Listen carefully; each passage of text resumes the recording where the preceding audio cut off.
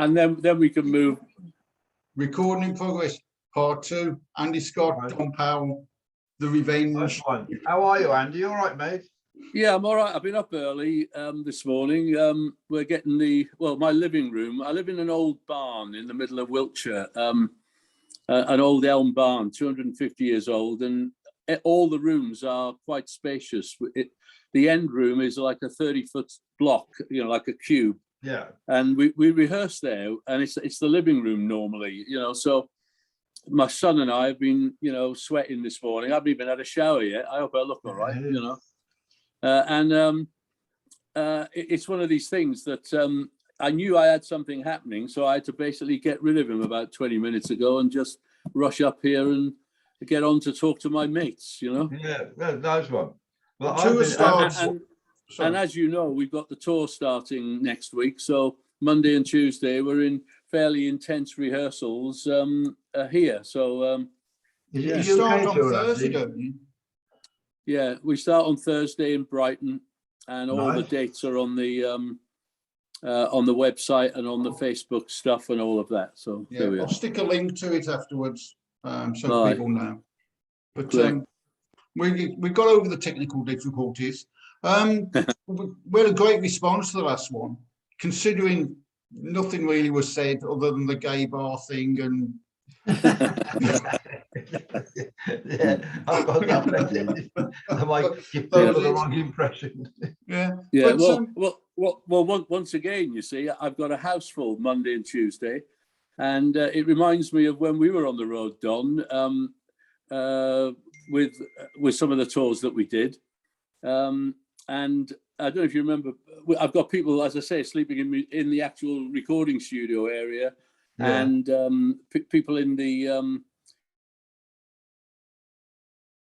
in what is extension area.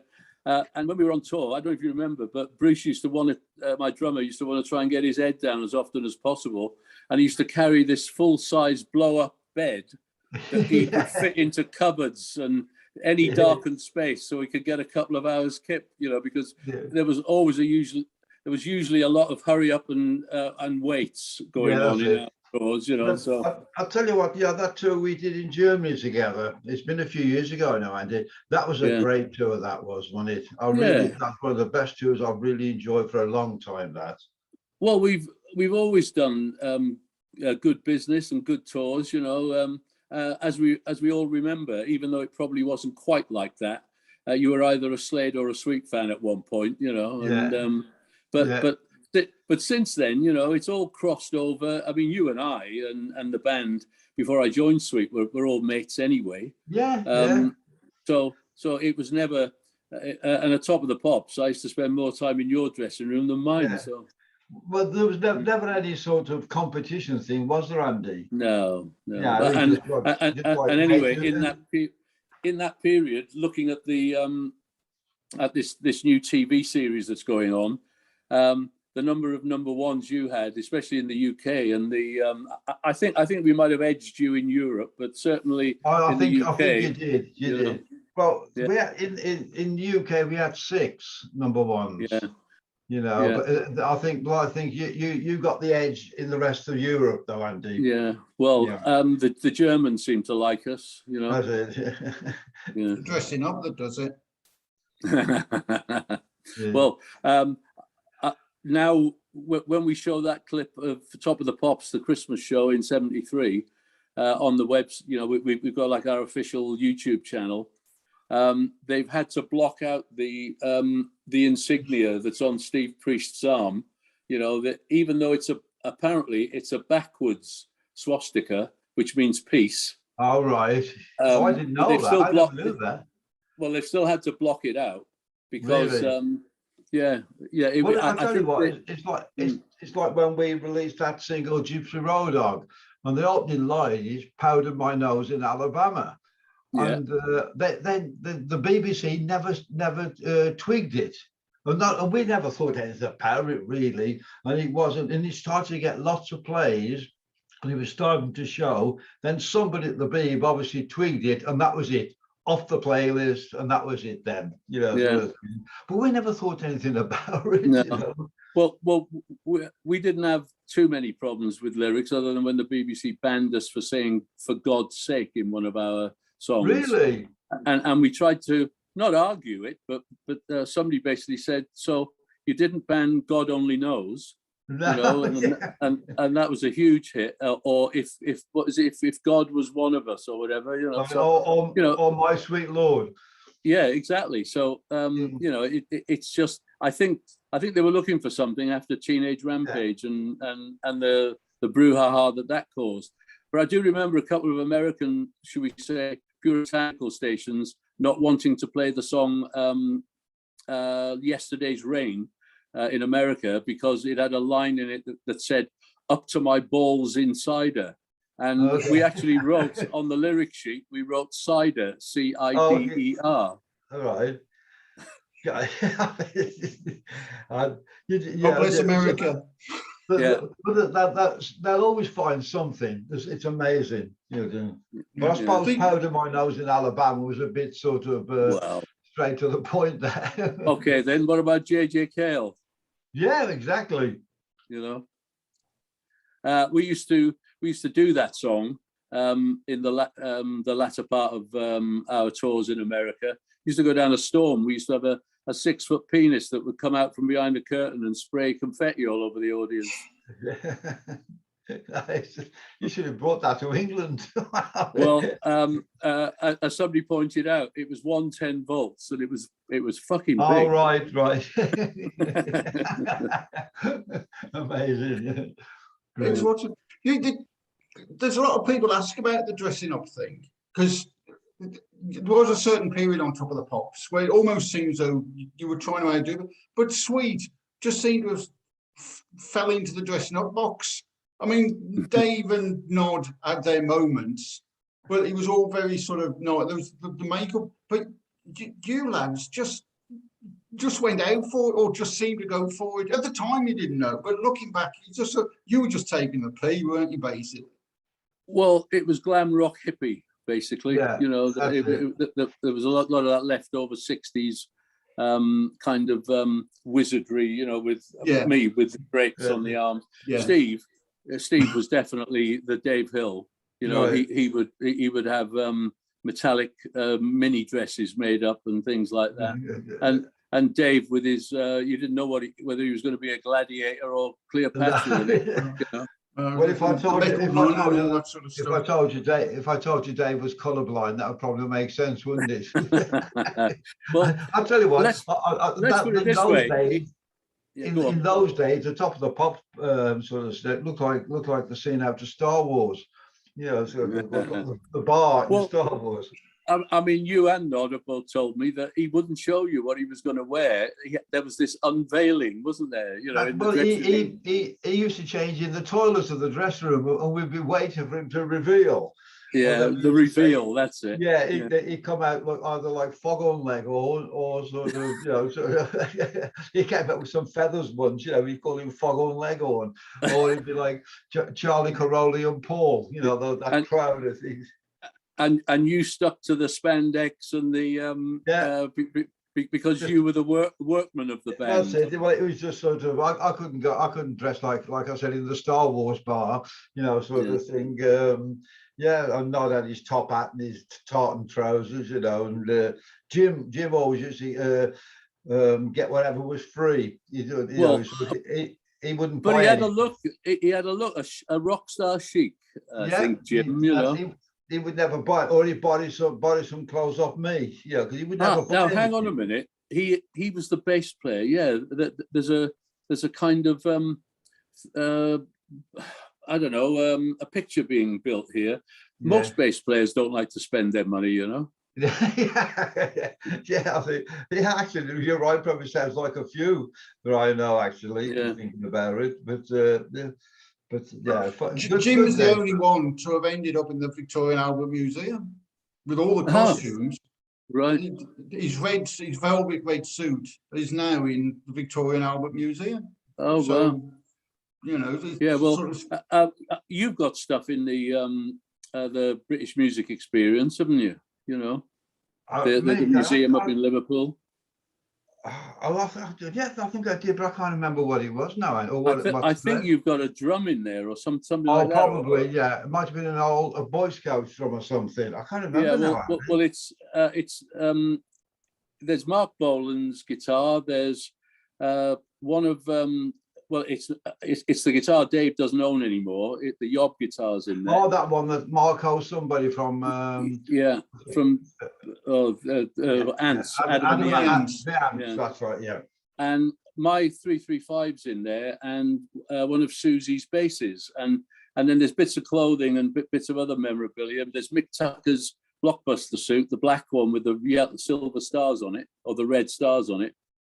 And then there's Mark Bolan's feather boa and one of his sparkly jackets. Oh, nice. And it's in a lovely, kind of display. And I was just trying to work out what guitars I was going to take on this tour, and I've come across the second 335 that I had. That wasn't the original.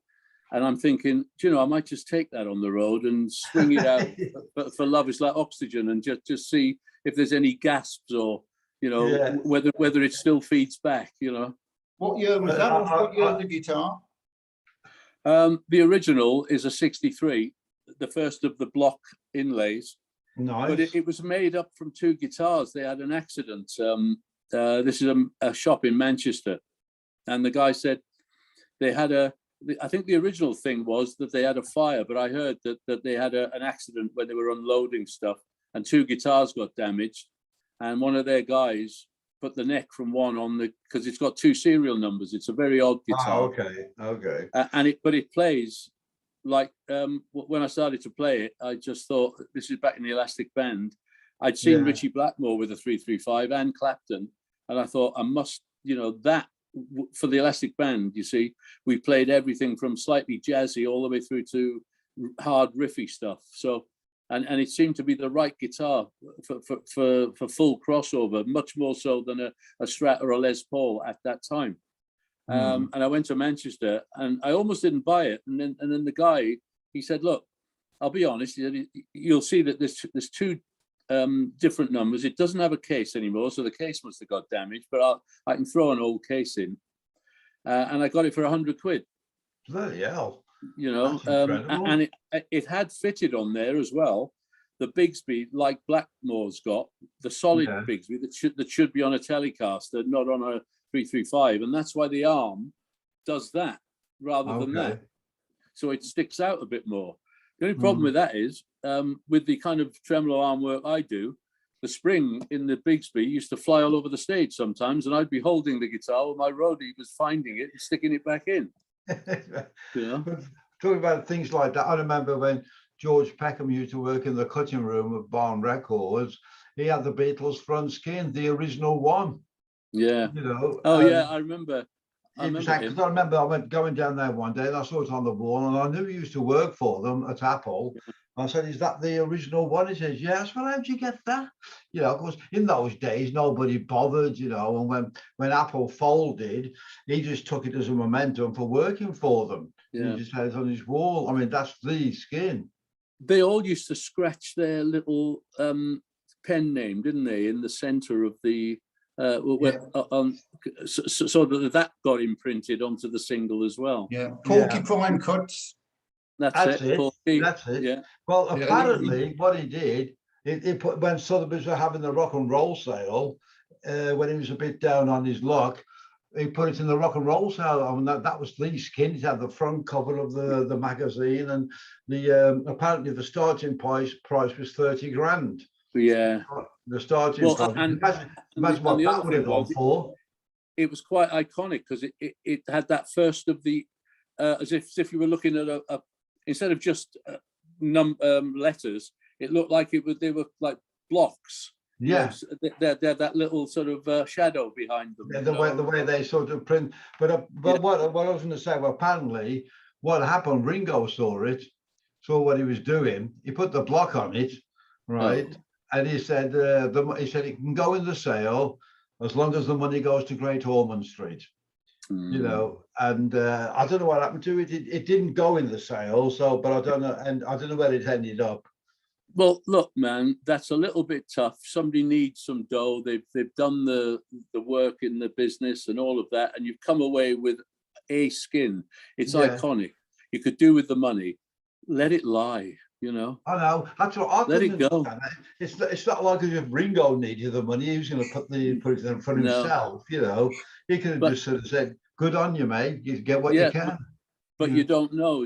There could have been some No. flack flying around where somebody basically said, you know, I don't think you need to be involved with that. But there are times when you just need to step in and basically say, look, somebody is cashing in on this. Yeah. And Well, then that's there the are only times, thing.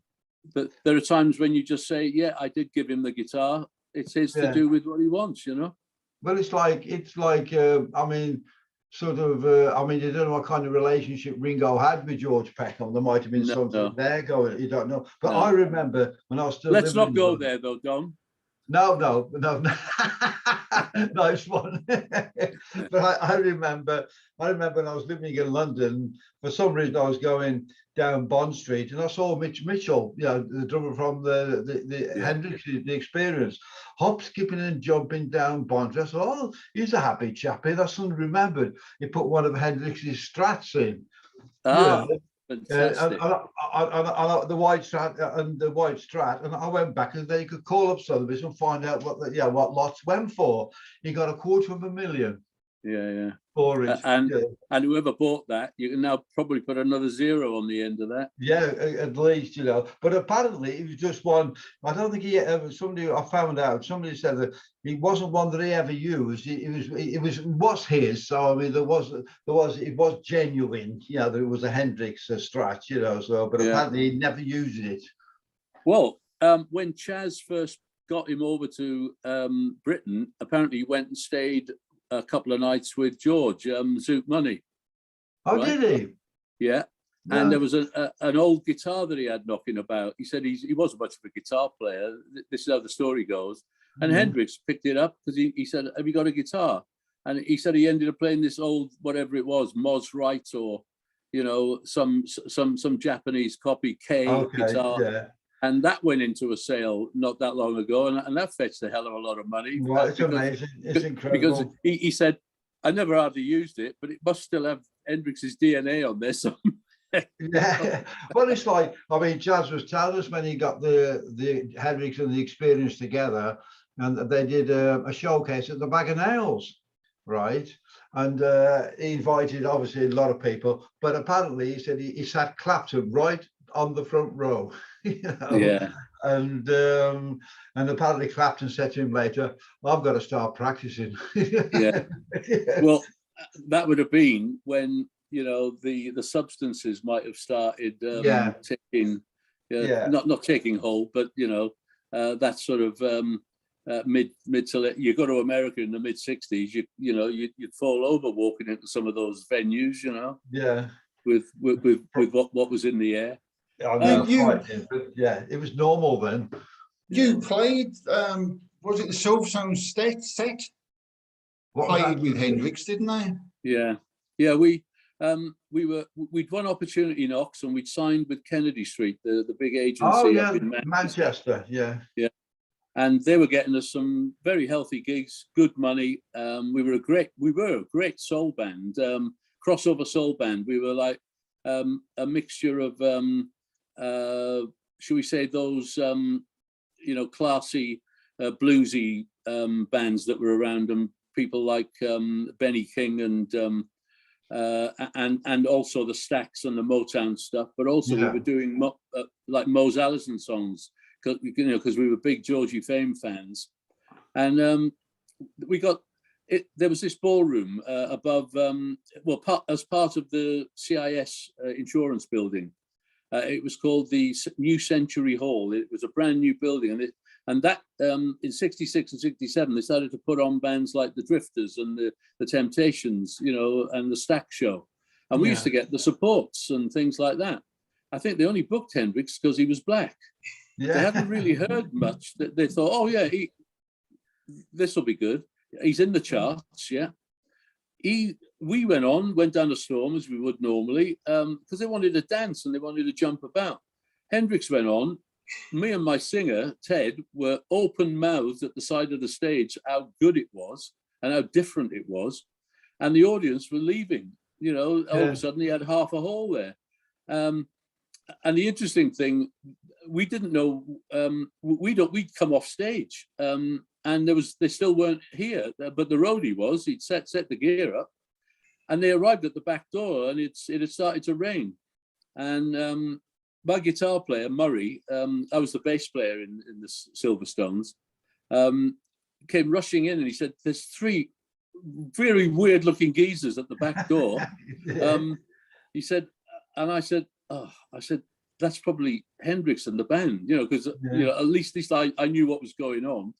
And I went and let them in, and the first thing Mitch Mitchell said was, "Where's that little, you know, who ran past the door and didn't let us in?" And I said, "I don't know, mate." You know? Well, I remember, and they literally went straight on stage, you know, as they were, you know. But I remember we borrowed an AC30 off Hendrix. There was the one time I was in the studio with Chaz, and I don't know whatever H was using, it wasn't very good. He said, "Well, I'll tell you what, and Jimmy's got a nice AC30, so I'll call him, ask him, you know, if you can borrow it, you know." So of course, when it was all around, he had an apartment, a flat in a Marble Arch.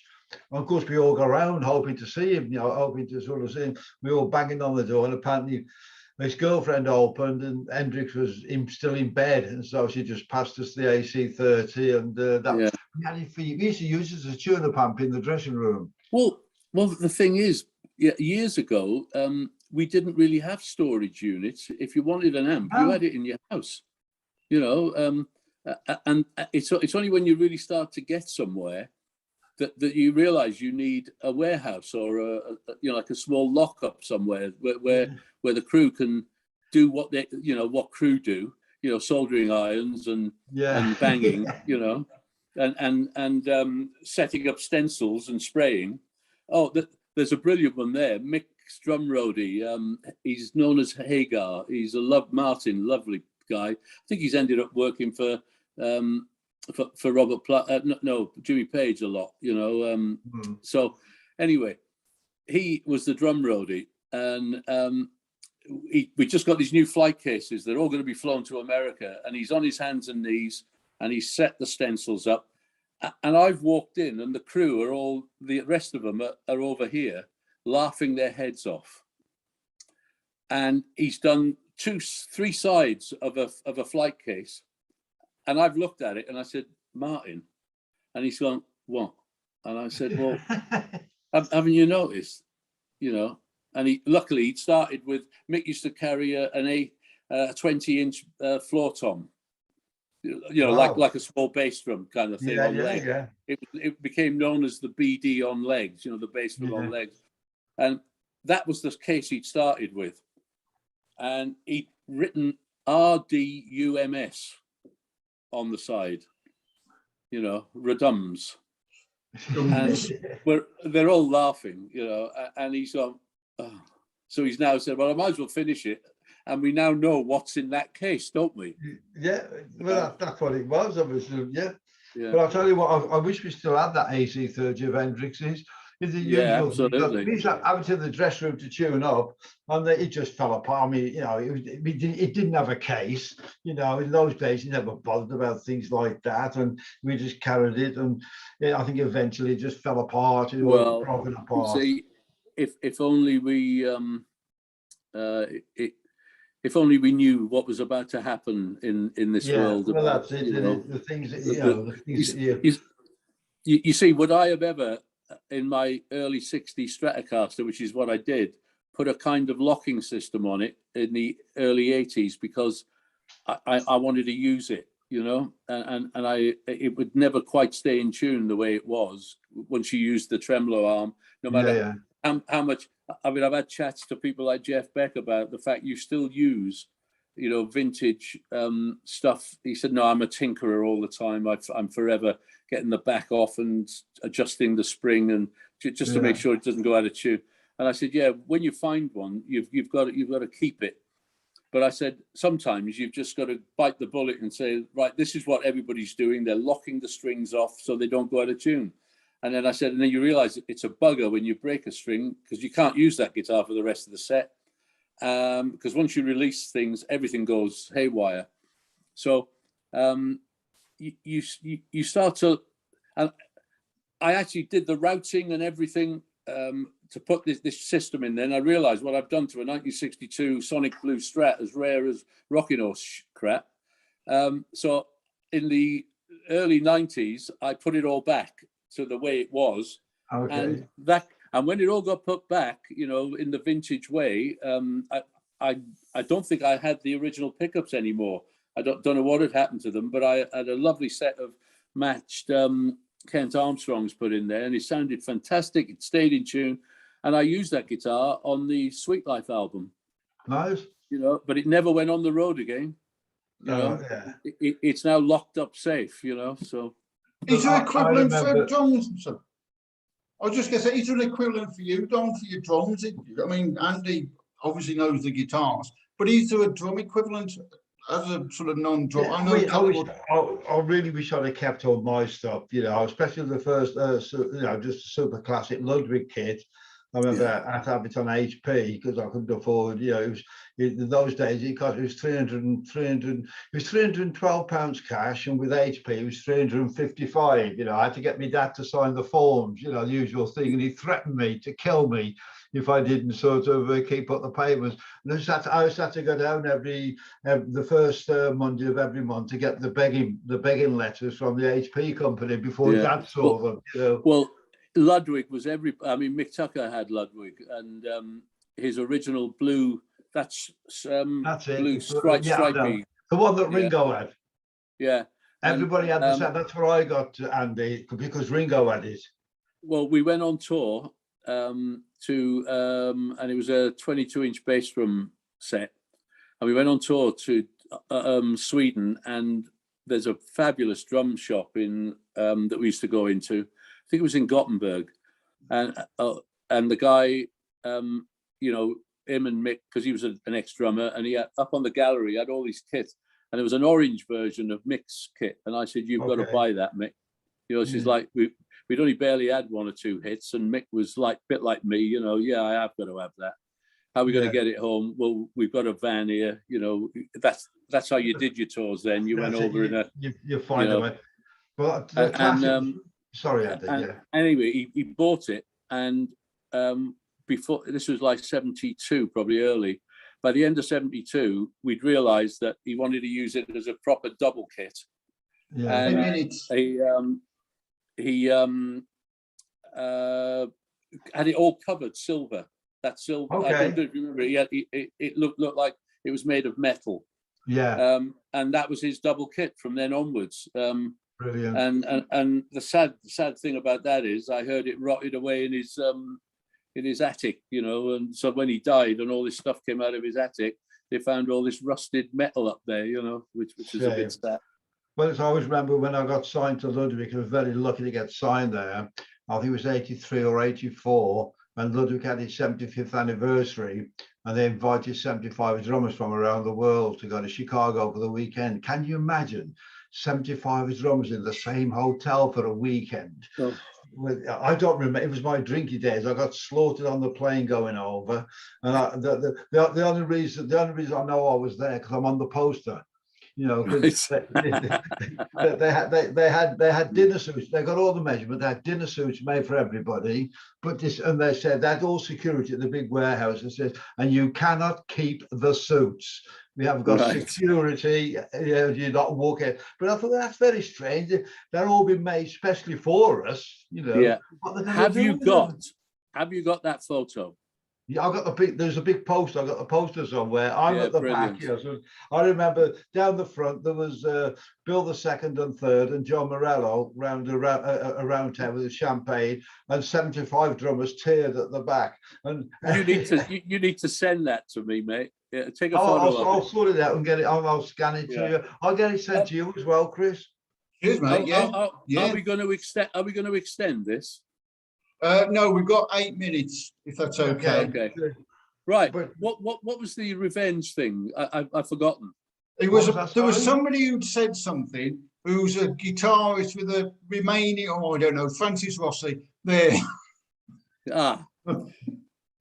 A fan approached us and said, "Did you see Breakfast TV?" And I did. It was when Francis was. He is now the presenter for some 90s or 70s compilation CD that they put out every Christmas. I don't know this. They had a lot of success with the 80s one and the 90s one, and I think he's doing the 70s one. And he does like a little liner notes, and he gets given a pile of tracks to put on there on this CD. And this woman on breakfast television asked him, "Was there anybody that you didn't really like, you know, because you're quite opinionated or something?" I've seen the clip since, and it's just quickly in passing. But he basically said, "Yeah," he said, "I never really got on with Sweet." He said, "There was one guy in that band that used to, you know, I used to think, oh, God." And then he said, and then I met him, and I realized he's just like all of us, you know, a guy in a band, you know, and all of that. And then somebody wrote, "I'll bet it was you, Andy," you know, and I thought it probably was me, because, you know, I'm a bit opinionated. I'm a bit upfront, you know. I don't mind what I say to people. Having said that, I wouldn't be openly horrible to somebody that I didn't really think had. It's hard enough in this world to get anywhere. So regardless of whether it's a novelty record that you've had a hit with, you're there. You've had your hit. You've sold records, you know. So I wouldn't be, you know, nasty to anybody. But if anybody's had any interaction with Powell, it's probably me out of the suite, because they were part of our management company at one point. You know, they were brought in by our business manager, David Walker, and I've met them quite a few times. I've never noticed any real animosity. But I agree, Francis can be a little bit abrupt, you know. Yeah, we did Francis a few weeks ago, didn't we? And he didn't say he hated me then. No. It was a case of like the Blue Touch fight and just watch him go. I loved every second of it, because we just spoke. We ended up speaking about 1930s Flash Gordon at one point. It was sort of, you know, it was just one of those. It was good one, Chris. Slade, didn't they support Slade in the early? Well, it was their very first tour, and our very first tour. Mel Bush put us together for that tour, and that's when we first met them. And the ticket prices up to it was 50p all seats. Right. Well, the thing is, Mel Bush is a Wiltshire lad from near where I live. That's it. Yeah. And he approached Chaz. He said, "I think it's time for their first tour, Minigus," and he recommended having Quo like as a double billing. And I think it was, I'm not quite sure whose idea was to charge 50p. And obviously everywhere was sold out. You know, it was incredible. Well, yeah, but and we've been mates ever since. Had either of the bands had any major hit by then? No. You had. It was 72. You'd had Could You Been at number one. Oh, had I Love stuff You in the 60s. That was October 71, Because I Love You. So it must have been 72. Well, that would have been the reboot of Quo as well. It was. It was Pile Driver and stuff, you know. Yeah, that's it. Was it Down and all stuff like that? Down. Paper Plane was released a few months afterwards, and we came in and said that. Prior to that, Slade had gone out with Thin Lizzy and Susie, and that was 72. That was 72. It was slightly years before the Quo tour, so it was a case of go on with Slade, and they'll bounce off. You know something? Sweet never ever, only in Europe did we carry bands like the Scorpions as support bands and things like that. In the UK, we only ever did. We had Geordie support us a couple of times with Brian. So did we had the same, Andy. They were great, you know. Yeah, fantastic band. I still can't believe that they didn't, you know, totally break through. But in the UK, we used to kind of, bands would play Hammersmith Odeon and we would play the Hammersmith Palais.